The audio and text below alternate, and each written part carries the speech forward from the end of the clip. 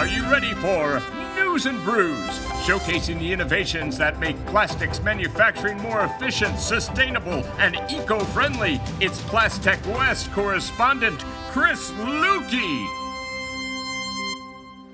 All right. We are back with Srikar Vallury from Moldex3D, and you are the Senior Director of Operations there.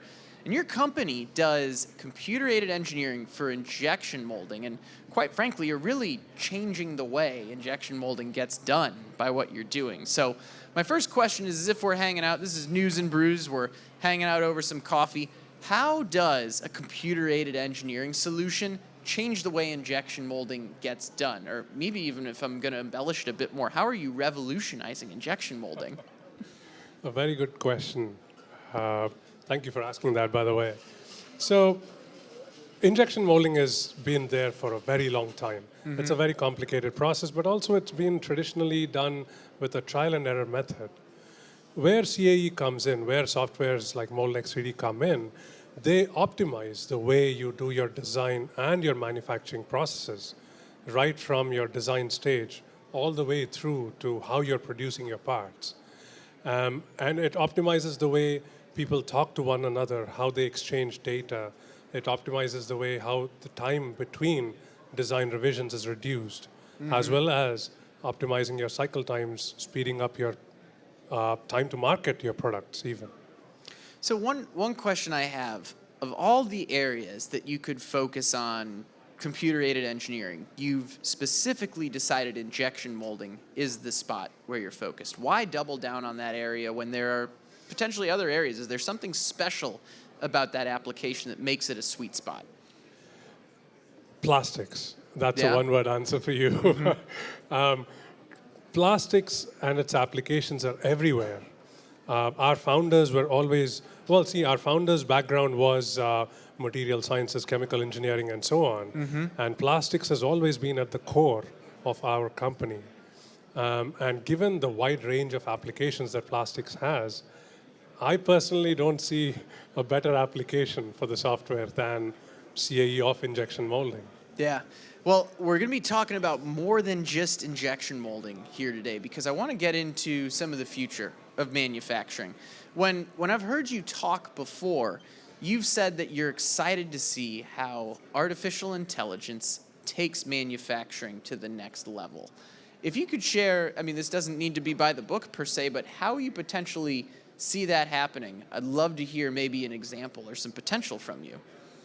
Yeah, I mean, everybody is excited about AI nowadays. You have people, companies investing in artificial intelligence for not just their products, but also the processes.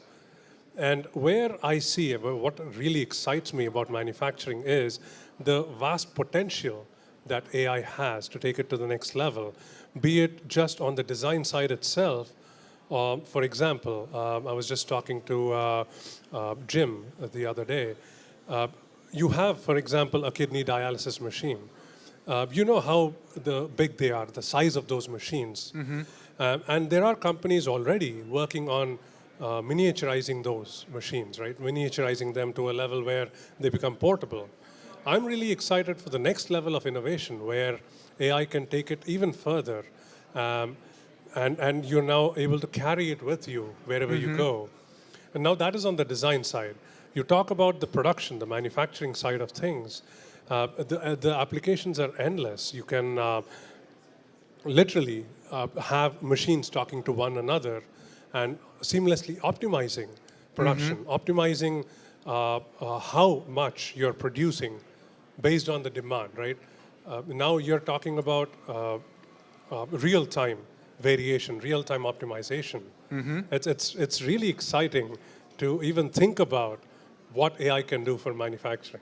Well, let's get real world real quick. Let's go back to your design example where it's impacting how a dialysis machine is made to the point where the componentry is smaller, and you said it could be portable. Like, that doesn't just fundamentally change the product, that fundamentally changes the experience for the individual that's using Exactly. that dialysis machine. Can you share a little bit about, like, paint the picture of what that story looks like? And because I believe right now, if you need to leverage that, you need to schedule like an appointment and go to somewhere where a machine like that is available, correct? That is right. You now do have to schedule an appointment where you do have some pre-tests, I assume. The doctors or nurses take your readings, and based on that, when you go in for your appointment, you're administered what is the required amount of dialysis. Now, imagine this. You're not going anywhere. You have the dialysis machine at your beck and call, and because of AI, you have equipment, watches and stuff already able to take Right. your vitals, right? So now imagine this taking to the next level where they read your metrics. And now that gets automatically plugged into the machine.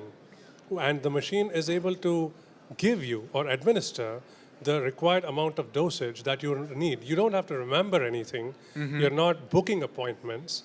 All of this is now, the patient experience gets that much more enriched.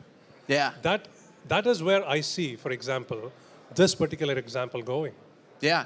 So when we talk about artificial intelligence in manufacturing, we're not just talking about it from a production standpoint. We're gonna get back to that in just a second because that is an important part. But when you have artificial intelligence and let's say smart componentry in general, impacting the design, going into this equipment, you're not just, like we said at the start of this, you're not just impacting the equipment itself, you're impacting how people leverage these devices in their lives, and in turn you're impacting how they live their lives. So it Right. ties back to quality of life. That is exactly right. So let's dig into the production side a little bit more, because if you have artificial intelligence, and I think some people understand this kind of 101 element of AI in manufacturing, all of a sudden the manufacturing process is getting a little smarter. It's learning, leveraging machine learning as it goes. Am I on the right track there? Fill us in on how AI impacts the production side a little bit more.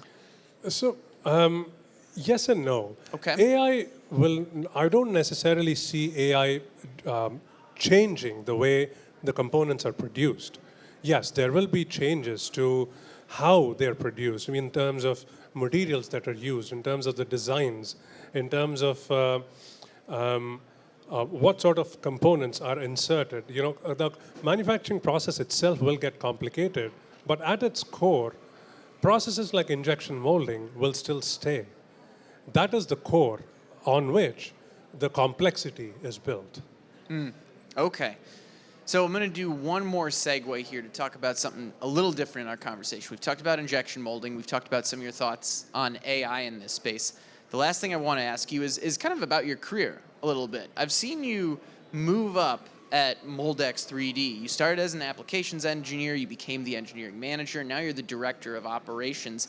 You know, what has kept you in this space for so long? What has kept it exciting for you that you've stuck with this for over a decade now? You know, reflecting upon it when you asked this, I think it's the excitement of what I will see. Each day, there is still something new to learn. Don't get me wrong, injection molding as a process has been around for a very long time.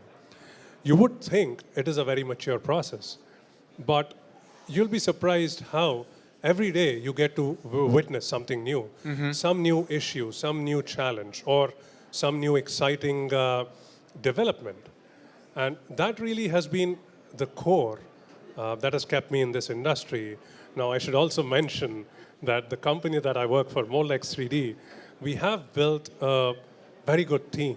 Sure. And working with the team makes it enjoyable to come in to work every day. Yeah. That's the second reason. So, well, exactly. I heard two things there. Part of it, you talked about having that continuous learning mentality. You're always looking to learn something new, regardless of how long you've been in the role or at the company. Yes. And then team makes a huge impact there. That is true. So I've got two follow-up questions on this that's really advice for the manufacturing leaders that are out there listening. How do you make sure you adopt a continuous learning mindset? Because this is, I think, for someone early in their career, that maybe used to being in high school for 4 years, then college for 4 years, right? They think they get to the real world and it's like, oh yeah, this is what I'm doing forever now. But the reality is you're going to keep learning for the next 40 years of your career at that point. So what advice do you have to adopt a continuous learning mentality? Keeping an open mindset is the key, right? The moment you think, I know this, then you stop learning and you sort of reach a cap. Yeah. Keeping that open mindset is the first thing that I would suggest. But the second thing is, it also, I won't call it luck, but the people you work with, the kind of mentality, the kind of people you surround yourself with, that will have a big impact on whether you learn or how much you learn. Yeah. And that way, I should say I've been lucky to have a team around me that is always open to learning. Well, that's the second question. How do you attract the right people to join that team? Because I'm sure you've seen people come and go from your team, but yes. I've got to think, based on what you're saying, there's some level of culture there that always makes sure that even as someone leaves, you're bringing someone new that's going to complement the organization. Am I hearing that right? That is true, yes. I mean, you can't expect people to stay forever. Yeah. But at the same time, no matter how short or long of a duration they are with your team, it is very important for everybody to understand what your focus is, what the company's culture is. Like my boss says, one team. I truly believe that, right? Everybody, even though each member of the team is an individual contributor, it is one team. Yeah. The moment you start thinking about that, about your performance, about the company's performance as a single team, then it becomes very easy. Everybody's tasks get outlined very clearly. Not only does everybody know what they need to do, but they also know how to pitch in, how to help your colleague, how to help the team to go towards that towards that one goal. Yeah. Having a singular goal.